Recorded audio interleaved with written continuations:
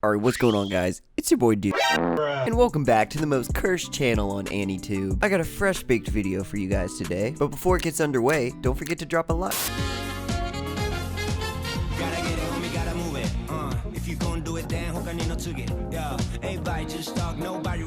Jujutsu Kaisen is the new golden child of shonen. It's currently the #1 series on AniTrends 2 weeks strong. With now over 10 million copies in circulation, it's actually about to crush Black Clover in total sales. We're in a different era, get over it! Whoa! It's great to see the fans are finally eating, but some people hate to see it, because Jujutsu Nation is under attack. Jujutsu Kaisen is more generic shonen garbage, catered towards casuals with bad taste. Fact. You may live in the realm of opinions, but I live in the realm of fact. I am the 100% fact spitter. See, you losers, you lower level thinkers, you lower intellectuals, I don't even want to call you intellectuals, you non-intellectuals, leaving some butthurt paragraph trying to counter me because honestly, you can't. I can't be countered. You don't have what it takes to challenge me. I just have one thing to say.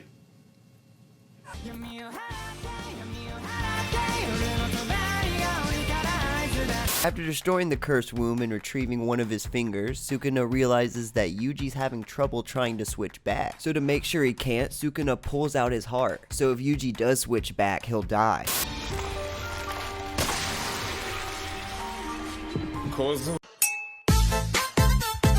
Megumi tells Sukuna that Yuji will come back, even if it means his death, and then notices that Sukuna's regenerated Yuji's severed arm, which is done by harnessing positive curse energy through reverse curse technique. Now to save Yuji, Megumi plans to force Sukuna into regenerating his heart. Sukuna has a pretty big handicap in this fight, but it's still totally one-sided. He destroys Orochi, which is pretty much Megumi's strongest Shikigami at this point, and tosses Megumi like a pair of shitty drawers.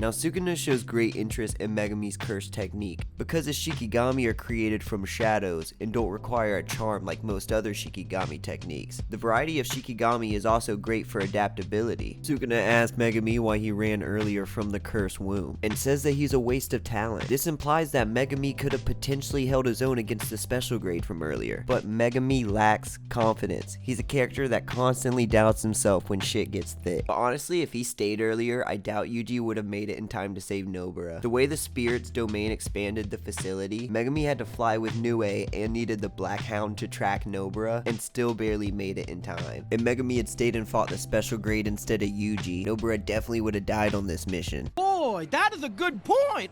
Anyways, what I really love about this arc is it's the first time it really shifts focus to Megumi's perspective. We get some insight on why he saved Yuji, which he was asked about earlier, and we also learn Megumi's primary motivation as a sorcerer. In this scene, Megumi refers to Jujutsu sorcerers as cogs in the machine of retribution. They stop evil, but above all, they are a disciplinary force. They follow the law, which says someone in Yuji's situation should die, even though he's a good person, which doesn't seem fair, but that's the one fair thing about life, is it can be unfair to everyone. And Megumi simply wants more good people like Yuji to receive fairness, whether or not it's fair. This stems from when a girl he was close with named Sumiki was mysteriously cursed, as Megumi believes she of all people deserved fairness for how kind she was. When it comes to saving Yuji, at the core of it, Megumi just didn't want to let a good person die, even though he recognizes that Yuji probably should because of Sukuna. Most people would consider that anything but selfish, to vouch for the life of someone you literally just met. But Megumi realizes he's a cog in the machine, a part of something much greater. So for him to make such a substantial decision based on personal feelings, Megumi ultimately views this as a selfish decision, and it's one that could result in a ton of casualties, but he never regretted making it because he's a Jujutsu sorcerer and not a hero. This is also in contrast to Yuji, who is very much the heroic type, as it's ingrained in him to try to save everyone. As Sukuna draws closer, Megumi gets ready for one final summon, but Yuji finally manages to switch back, and yeah, he fucking dies.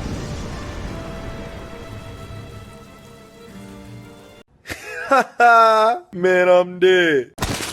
Later on in Tokyo, we see a sorcerer and 3 highly intelligent cursed spirits walking together, as one of the cursed spirits named Jogo holds a conversation with the man, and while the curse named Hanami makes incomprehensible sounds, the meaning becomes translated in the mind of whoever hears it. This is the first time we've seen curses communicate on this level besides Sukuna, who was originally a human. Anyways, we learn the man was responsible for the placement of the Sukuna finger at the detention center, which led to the cursed womb, revealing it was all a ploy to gauge the power of Sukuna in his current state. Now the group sits down to hatch an evil plan at the local Chili's. Welcome to Chili's! In the morgue of Jujutsu High, Gojo has just returned from business and learned of Yuji's passing. Ichichi, who dispatched the first years on the job, is catching a lot of crap from Gojo, who is seething, and certain the mission was planned by the Jujutsu higher-ups, simply to dispose of Sukuna's vessel while he was away. The way they only sent first years on a mission involving a special grade to only rescue 5 people that may or may not have been alive, Yuji's death was nothing short of intentional. Gojo was raging to the point he suggests killing all the higher-ups. Do it!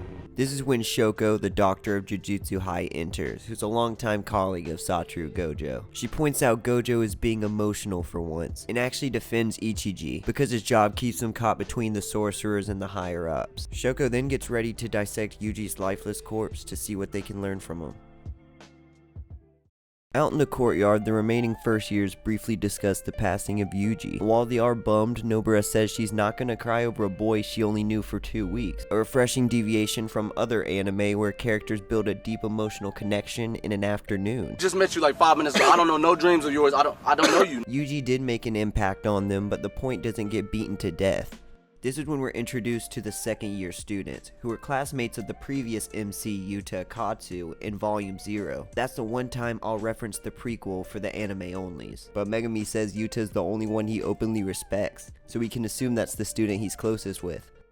Maki's personality can come off as kind of assertive, but as a curse tool expert you have to be very pro-training. That means being disciplined and well-regimented. We also have Inumaki, who's a curse speech user. To avoid accidentally using his technique, he speaks in code, but the only words he says are rice ball ingredients. And then there's Panda. We'll just say he's a panda. Anyways, Maki approached to invite the first years to the Kyoto Sister School exchange event. A lot of us just say the Goodwill event. This is a 2-day competitive event between the students of Tokyo Jujutsu High and their sister school, Kyoto Tech, with both principals choosing a form of competition for each day. Nobara asks if they play Smash Bros because she was a Brawl player. But she's like 15. She should be nowhere near a Smash event. Why you booing me? I'm right. The Goodwill event is usually a team battle on day 1 and individual battles on day 2 that go all out, with no killing as the only rule. The event is usually reserved for second and third years, but with Yuta currently overseas and the third year suspended, the Tokyo school will need Megumi and Nobara if they want to compete. So the first years commit to spending the coming weeks getting stronger with their upperclassmen.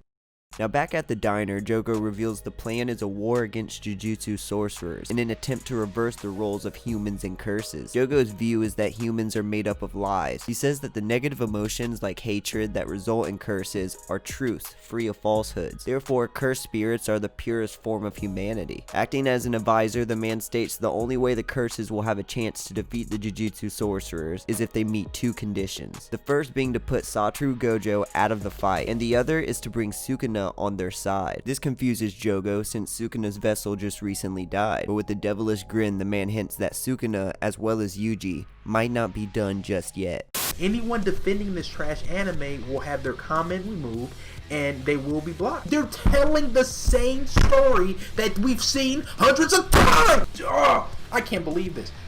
Ugh. So stop thinking you have what it takes to go against me. You don't.